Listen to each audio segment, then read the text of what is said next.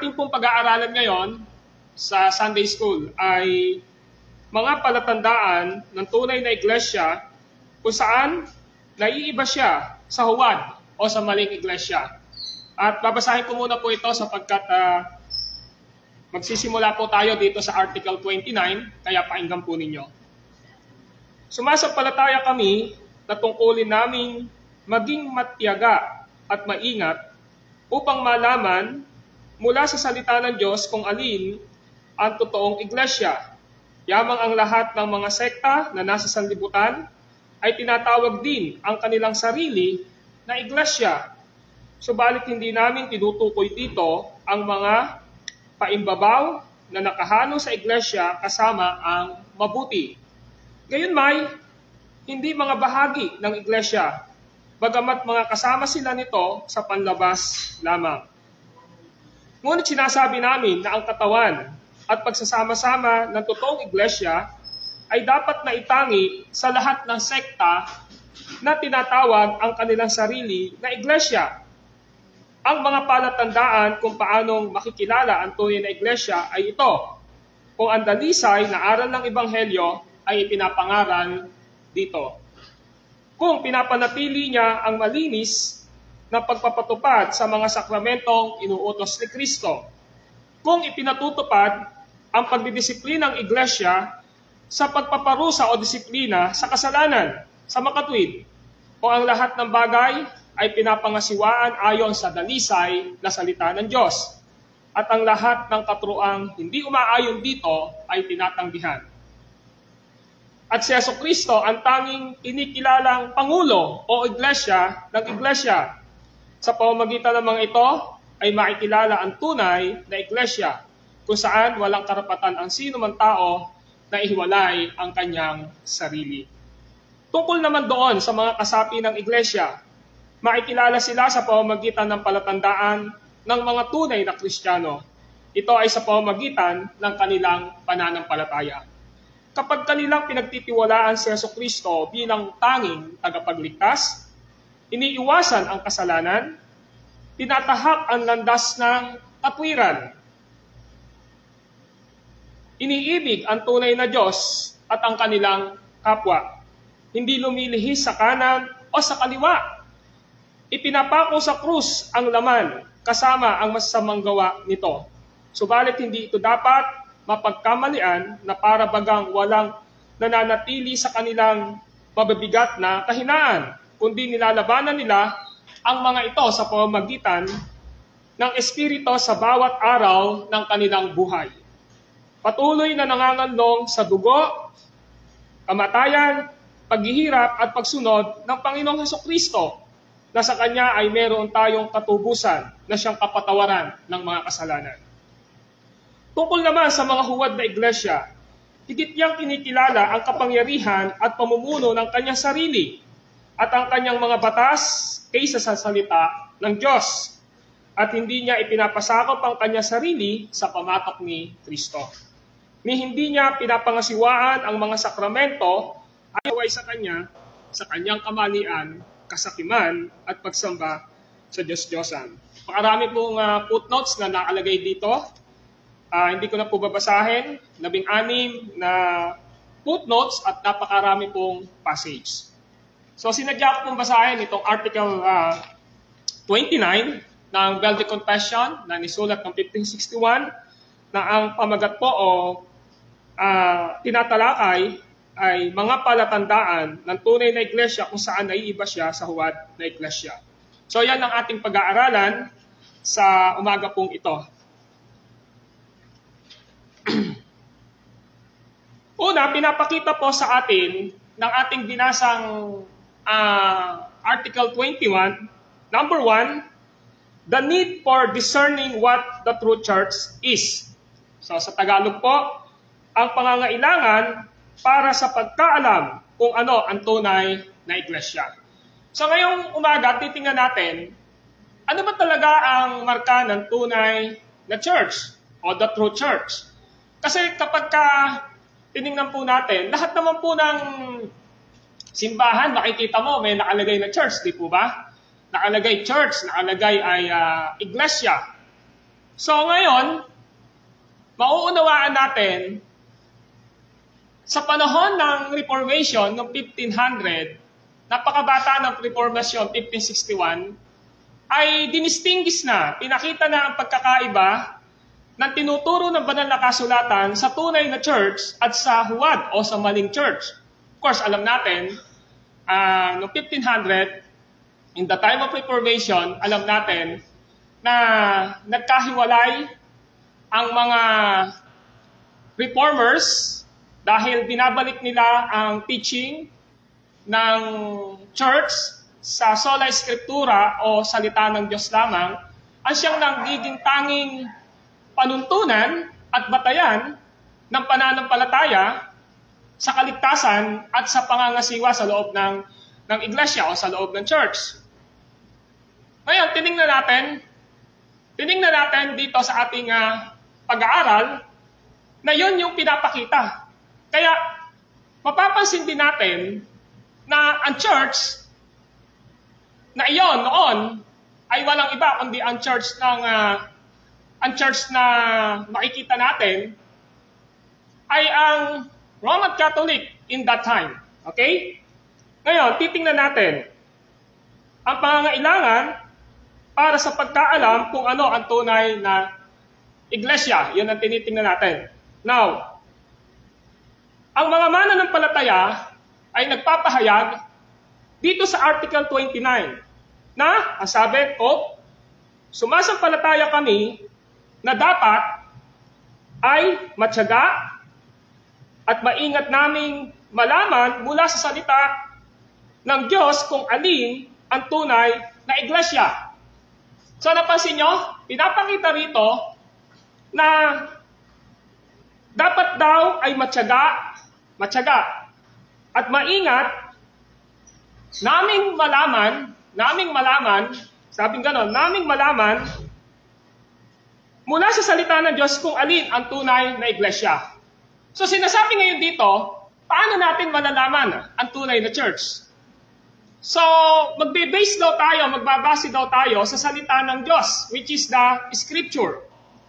Na pinapakita rito, mayroong dalawang dahilan kung bakit kailangan nating matyaga at maingat na malaman. Bakit po? Kasi hindi po porke may nakalagay na church, sasabihin natin agad na church yan, ibig sabihin para sa Panginoon yan o sa Diyos yan. Nagdadala yan para sa buhay na walang hanggan. Now, dito makikita natin, mga kapatid, na doon sa pinag-aralan natin sa Article 28, di ba pinag-aralan po natin doon na nagbigay ng pagpapahayag sa aral ang Panginoong Diyos doon sa Article 28 na sinamarize ni Gudo de Bres. Ito ang sabi, katungkulang ianib ng lahat ng tao ang kanilang sarili dito. Pinapakita na yung totoong naghahangad po ng kaalaman at katiyakan para sa buhay na walang hanggan dahil ang pinag-uusapan ay eternal punishment o walang hanggang kapahamakan at eternal life o buhay na walang hanggan. Kaya ang sabi ng Article 28, katungkulang ianib ng lahat ng tao ang kanilang sarili sa tunay na church. Mayroon pong dalawang dahilan sa pangungusap na ito kung bakit kailangan ng tao na manib sa tunay na church. Now listen, number one, sabi ng Article 28 ay ito, yamang ang banal na kapisalang ito ay kalipunan yaong mga iniligtas. Kasi ang church ay kalipunan ng mga naligtas. Ulitin ko po, ang church, ang iglesia, ay kalipunan ng mga naligtas. Ibig sabihin, hindi siya secular na pagtitipon, hindi po siya secular na samahan, kundi ito po ay assembly of God's people o mga anak ng Diyos. Yun yung gusto nating makita rito ha. Pangalawa, na kung saan sa labas nito ay walang kaligtasan. Dahil nga ang church, tinubos ng ating Panginoong Jesucristo sa pamamagitan ng kanyang kamatayan sa krus. Nakita natin to in John chapter 10. Pinakita natin doon ng mga nakarang pag-aaral na ito ay tinubos ni Jesus, ang kanyang church. Ito ay mga hinirang na pinagsama-sama na kalipunan ng mga mananampalataya. Sa makatuwid, ang church ay katawan ng ating Panginoong Hesukristo. Na dapat lahat ng naliligtas, o lahat ng tinubos ng ating Panginoong Hesukristo, dapat po ay bahagi ng katawan niya, which is His church. Yun po ang gustong ipakita. Ang dalawang sangkap na ito, na pahayag ng Diyos ay tumutukoy sa pangangailangan na umanib sa church ang tunay na naligtas. So lahat ng tunay na naligtas, dapat bahagi siya, member siya, o kaanib siya ng church na ito ng ating Panginoong Hesukristo. Pangalawa, gayon pa man, dahil sa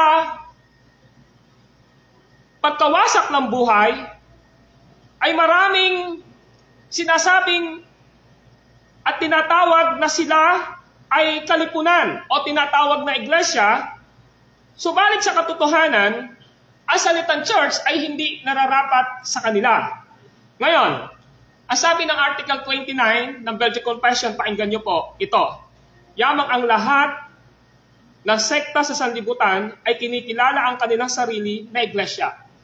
Lahat po kasi ng church o may tinatawag na spiritual na aspeto, lahat ng makikita nyo na sekta, may nakalagay po na church di ba? May nakalagay na church o kaya may nakalagay na iglesia. Ay alam na po ng mga reformers to noong 1500. Kaya naman, ang sabi ay ganito, yamang ang lahat ng sekta sa sanlibutan ay kinikilala ang kanilang sarili na iglesia. End quote. Makikita natin dito na sa ating mga komunidad, ang dami pong iglesia na nagsasabi. Halimbawa, Iglesia ni Cristo, Church of God, Dating Daan, Jehovah Witness, di ba? May mga Mormons, may mga Juanes, at ang dami pa po. Na mga ito ay, pag pinag-aralan, they are false church. Sila ay hidwang pananampalataya. Subalit ang tunay at biblikal na iglesia ay nag-aangkin ng church ay makikita sa ating mga komunidad. Sila ang tinatawag na mga Bible believers o Bible-centered believers na walang kinikilala na aral at authority sa loob ng church kundi ang banal na kasulatan. Sila ang mga naniniwala sa isang Diyos sa 3 persona na pinaniniwalaan ang Ama, ang humirang sa lahat ng mga ililigtas ni Kristo sa pamamagitan ng kanyang kamatayan sa cross, at ang lahat ng tinubos ni Kristo ay binabago, binoborn again, ng banal na Espiritu. So, naniniwala sila sa isang Diyos sa 3 persona.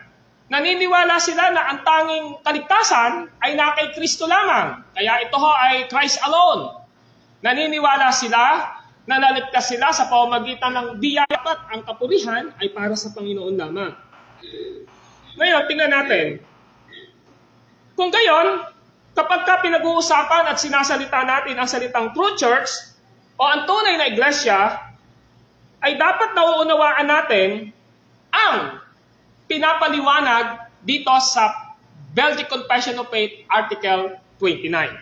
Sabi ng Article 29, ang mga palatandaan kung paano makikilala ang tunay na iglesia ay ito. Now, listen. Paano natin makikilala, marirecognize ang tunay na church? Sa pagkukumpara natin sa mga false church. Kasi alam niyo po, this is my logic. Huwag ka po sasakay sa isang bus nang hindi mo alam kung saan pupunta. Sanlibutan o sa mundong ito. Bakit? Kasi ang church, hindi lang siya basta tinubos ni Kristo, kundi ang church, siya ang agent. Siya ho ang tagapagdala. Siya ho ang ahente ng ating Panginoong Hesukristo sa mga makasalanan upang malaman nila, matuto sila tayo sa pagpili. At doon natin na ianib ang ating sarili sa false church. Well, ang dulo nito ay kapahamakan. Now, listen. there is a warning of Jesus Christ in Matthew chapter 7, verses 21 at sa mga sumunod na talata. Ang sabi niya, hindi lahat ng tumatawag sa akin ng Panginoon. Panginoon. Maraming sasabi sa akin, Panginoon, nangaral po kami sa iyong pangalan. Nagpalayas po kami ng demonyo sa iyong pangalan. Gumawa po kami ng kababalaghan sa iyong pangalan. Ano sabi ni Jesus Christ? Mga hangal. Hindi ko kayo nakikilala mapagawa ng masama. You see, ang pangalan na ginagamit ay si Jesus. Kaya nga, si Pablo nagsabi din sa Galatians chapter 1. Sabi niya, nagtataka ako, verse 1:6, nagtataka ako kung bakit idali ninyong tinalikdan. Sila, inuulit ko, pakasumpain sila. The word curse o sumpain is anathema. Ano ibig sabihin nito? Puot ng Diyos ang mararanasan nila. Ano ibig sabihin ni Paul doon? Yung gospel, si Kristo tinuturo pero dinadagdagan. Papakasumpain sila. Pero hubang nagsabi na sinusumpa kita pero concerned ka, mahal mo pa rin siya. Di ba galit ka? Ganun yung pinapakita ron. Kaya pinapakita ni Gudo de Bres, yung author ng Belgic Confession of Faith, pinapakita ng Article 29 na sabing ganon, dapat tayo na mga mananampalataya, makilala natin at alam natin ang palatandaan ng tunay na church. Now, listen. Ang sabi rito, una, ito po yung unang marka. Ang unang marka, kung ang dalisay na ebanghelyo ay ipinapangaral dito. So nakita nyo, ang unang marka, pangangaral. Ano ba yung pangangaral? Pangangaral, pagtuturo ng dalisay na ebanghelyo. Pag sinabing dalisay, pure. Hindi siya. Explain ko konti yan. Number 2, kung siya ay nagpapanatili ng dalisay na pamamahala ng mga sakramento ayon sa pagkatatag ni Kristo. Ano ba yung sacrament na tinatag ni Jesus Christ? Dalawa po. Banal na hapunan o Lord's Day, and then secondly, baptism, water baptism. So these are the two sacraments na tinatag ng ating Panginoong Jesucristo. Ulitin ko, banal na hapunan at bautismo sa tubig. So yun yung dapat daw napapangasiwaan siya ng maayos, pinapractice sa loob ng church. Hindi tinotolerate ang mali. Hindi tinotolerate ang kasalanan. Pag sinabi natin tinotolerate, hindi ito parang pag tinotolerate mo, ibig sabihin hindi mo sinasang-ayunan, hindi mo parang nagkamali na hindi mo pa siya i-correct. Hindi ho ganon. Ang sinasabi, dahil ang church nga ay katawan ng ating Panginoong Jesucristo. Subalit sa umaga pong ito, hayaan po natin na mag-focus muna tayo doon sa number 1. Ano yung number 1? Pure teaching and preaching of the gospel. So ito yung pinaka-marka ng church.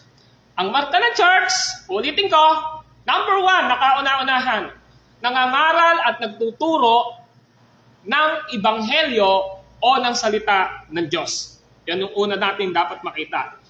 The pure preaching of the gospel. Pansinin po natin. Ang tunay na church ay hindi nagkakaroon ng katangian dahil nagpipreach siya. Lahat naman ng reliyon nangangaral Di po ba? Papansinin niyo po, Eli Suriano nung nabubuhay nangangaral. Di ba? Lahat naman, ang way ay pangangaral at pagtuturo. Tama po ba? So, nung sinabi ni Gudo de Bres na ang isang marka ng sariling aral nyo na, nahanap lang kayo ng mga verses and passage sa banal na kasulatan para umangkop doon. Marami hong ganon. Hindi yun yung gustong ipakita. Nung sinabi po na the true church is not characterized by preaching, di kasunod, subalit, by pure preaching sa pamamagitan of God's Word. Yun ang pinapakita po. Now, meaning, not adulterated gospel. Hindi po siya adulterated. Ibig sabihin po, nadagdagan, hindi ho siya nalagyan ng ibang aral. Nabanggit ko po kanina, kapatid, ang Galatians 1:6-9, di ba ang sabi ko, nagtataka ako kung bakit kay Galilin yung tinalikuran ang ebanghelyong nagligtas sa inyo. And then, ang sabing ganon, ang church po, ang iglesia po, mga kapatid, ang agent ni Jesus Christ sa lupa. Ano ibig sabihin? Siya ho ang kumakatawan, siya ho ang nagre-represent sa ating Panginoong Hesukristo. Bakit po? Ibig sabihin po, kapag ang Word of God, ganito po ang sinasabi ng banal na kasulatan. Now listen, nakikinig sa akin ang aking mga tupa, nakikilala ko sila at sumusunod sila sa akin. Now, pakinggan nyo po. Ang sabi ho rito, nakikinig sa akin ang aking mga tupa, nakikilala ko sila at sumusunod sila sa akin. Now, itong context sa John chapter 10, literal po ito na sinabi ni Jesus Christ when He was here in earth, especially yung 3.5 years ng kanyang pagmi-ministry, literally po talaga naririnig nila ang tinig ni Jesus Christ. Tama po ba? Pero ito yung tanong. Dahil si Jesus Christ, asan na po siya ngayon? Di ba nag-resurrect siya? Ascension in heaven? Nasa langit po siya ngayon eh. Ngayon ang tanong, paano po natin maririnig si Jesus Christ sa kanyang church? Paano natin maririnig si Kristo ngayon? Yun ang tanong, di ba? Paano mo maririnig si Kristo ngayon?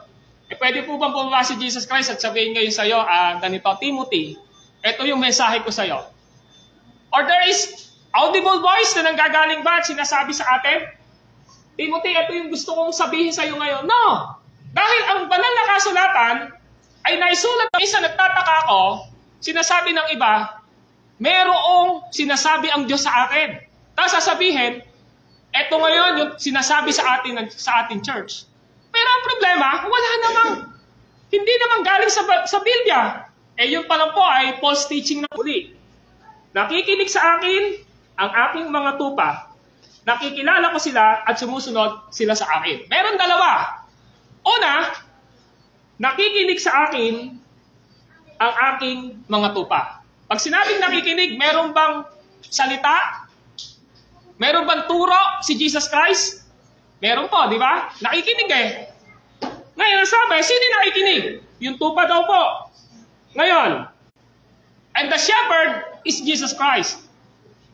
Ngayon, ang ginawa ng Panginoong Yesus, ibinigay niya ngayon sa church yung pangangaral at pagtuturo na salita ng Diyos. Kaya, pag tinignan natin yung 1 Peter chapter 5, ano sabi sa 1 Peter chapter 5? Now, sabi niya sa verse 1, so, ang inyong tungkulin, hindi dahil sa masakim na paghahangad ng pasariling kapakinabangan, kundi sa katuwaang maglingkod, hindi bilang Panginoon ng inyong mga nasasakupan, kundi bilang uliran ng inyong mga kawan. At pagparito ng Pangulong Pastol, ay tatanggap kayo ng maningning na koronang di kukupas kailanman. Ngayon ang tanong, kanino pinagkatiwala ni Jesus? Ng Biblia, makikilala ninyo ang katotohanan at ang katotohanan ang magpapalaya sa inyo. At sinasabi ng Biblia na ang katotohanan iyon ay walang iba kundi si Kristo. I am the way, the truth, and the life. No one comes to the Father except me.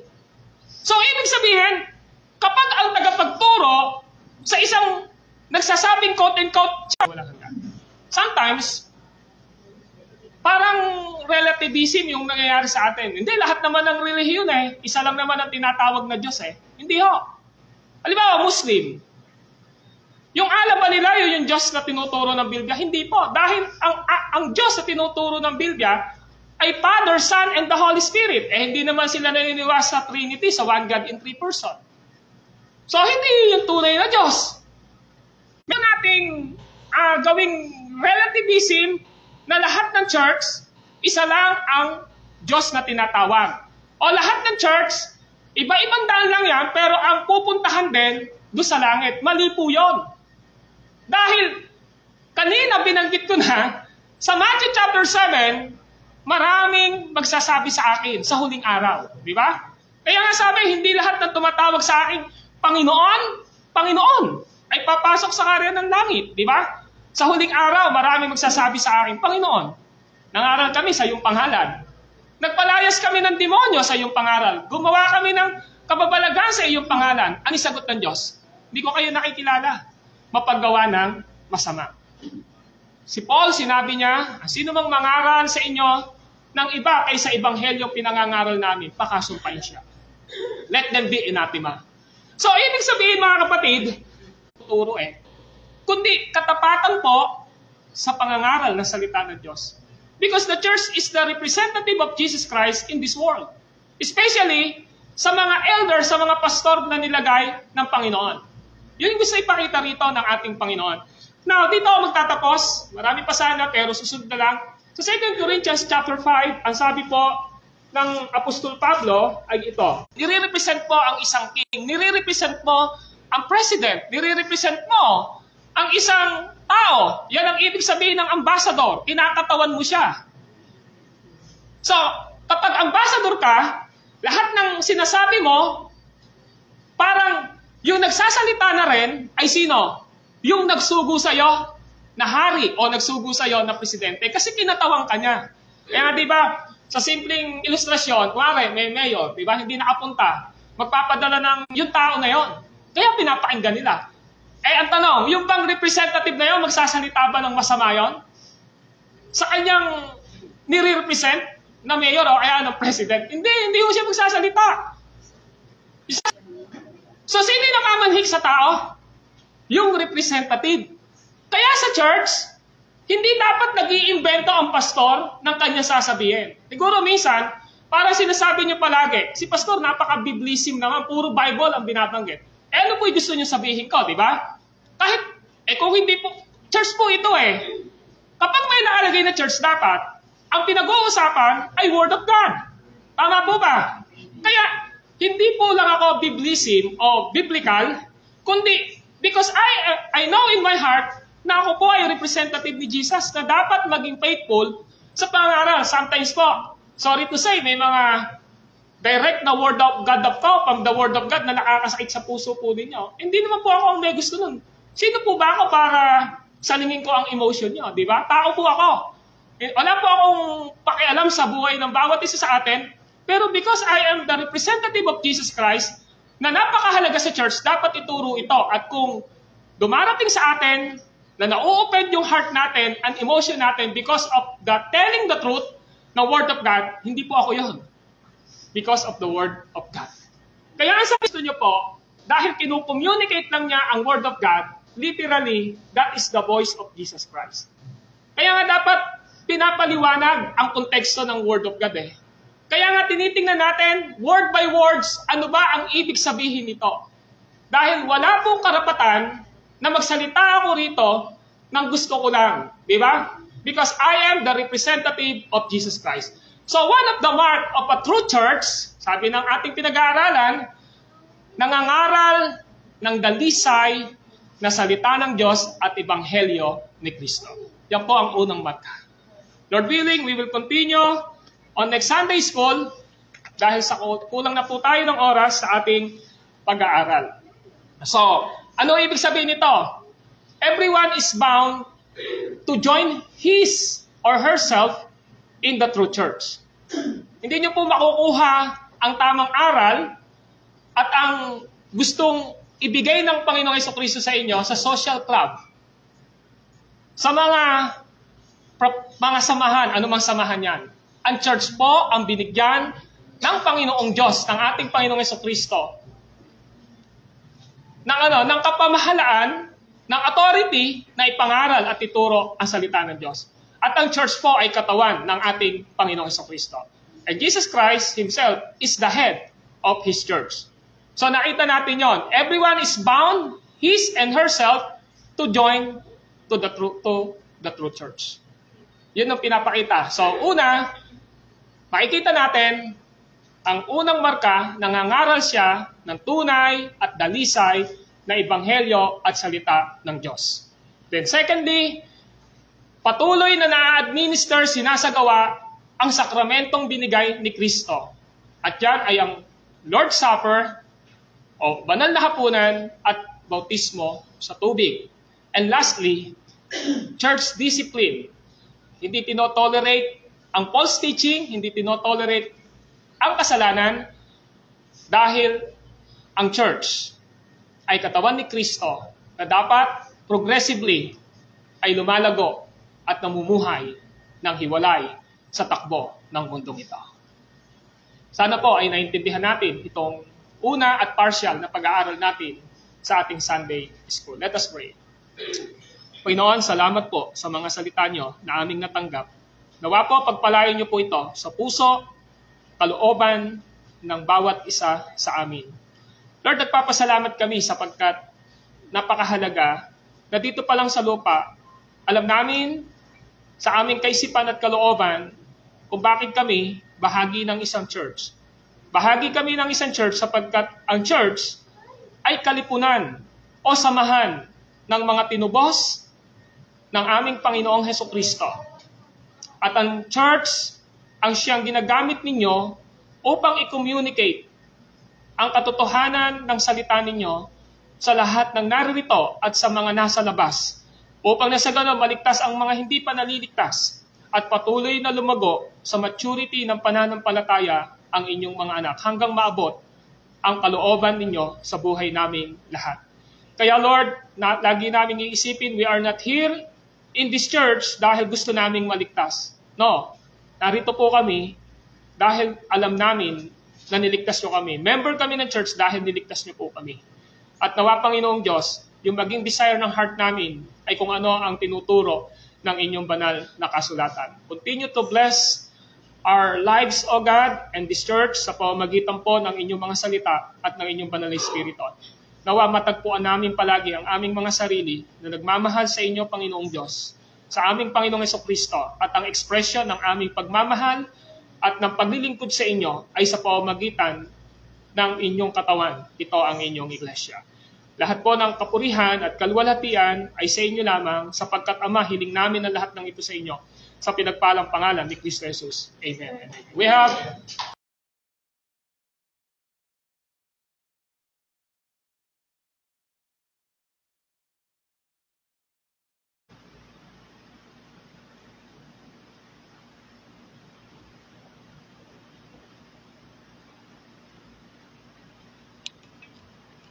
isang pinagpalang umaga po sa bawat isa.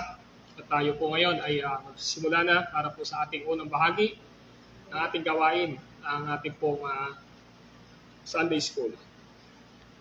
Tayo muna po ay manalangin. Panginoon po naming Diyos na banal at makapangyarihan sa lahat,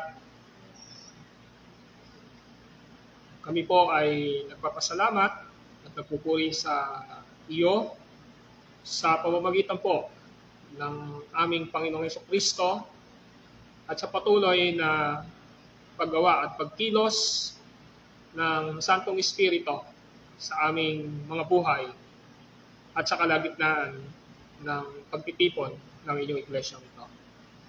Panginoon, hayaan nyo na bago kami pagpatuloy ng pananalangin at ng gawain ito, siyasatin nyo ho ang aming mga puso ayon sa panuntunan ng inyong mga salita.